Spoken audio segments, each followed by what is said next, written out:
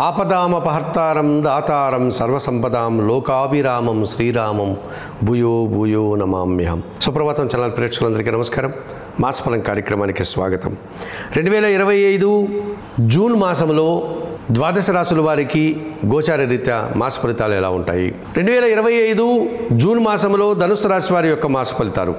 ఈ ధనుసు రాశి వారికి భాగ్యాధిపతి అయినటువంటి సూర్య భగవానుడు జూన్ 15 వరకు షష్టమ భావంలో వృషభ రాశిలో సంచరించడం వల్ల పోటీ ప్రపంచంలో విజయాలను, అధికారుల అండదండలతో అభివృద్ధిని, తండ్రి సహకారాన్ని, ప్రభుత్వ సహకారాన్ని అందిపుచ్చుకుంటారు.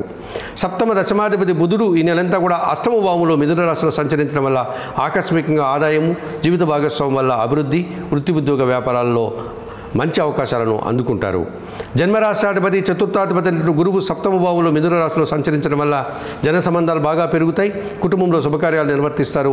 సమాజంలో గుర్తింపును తెచ్చుకోగలుగుతారు. తృతీయ భావంలో కుంభరాశిలో రాహు సంచారం వల్ల జన సహకారం, విదేశీ వ్యవహారాలు, నూతన వ్యక్తుల వల్ల లాభాలు అందుకుంటారు. మరి ధనుసు రాశి వారికి పంచమ వ్యయాధిపతి అయినటువంటి కుజుడు ఈ నెలంతా కూడా భాగ్యములో సింహరాశిలో సంచరిస్తున్నాడు. అనవసరమైనటువంటి ఖర్చులు, ఆలోచనలు కలిసి రాకపోవడం, సంతానంతో మనస్పర్ధలకు అవకాశం ఉంది.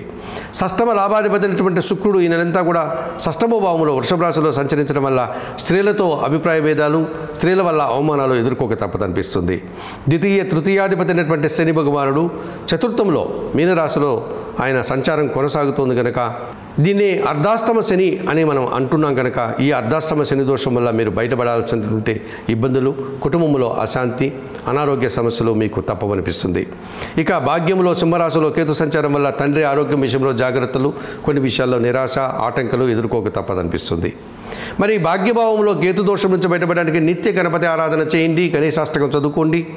అర్ధాష్టమ శని దోషం నుంచి బయటపడడానికి ఈశ్వరాభిషేకం నిర్వర్తించండి శనివారం రోజు. షష్టమ భావంలో శుక్ర సంచారం వల్ల లక్ష్మీ పూజ నిర్వర్తించి లక్ష్మీదేవిని దర్శించుకోండి.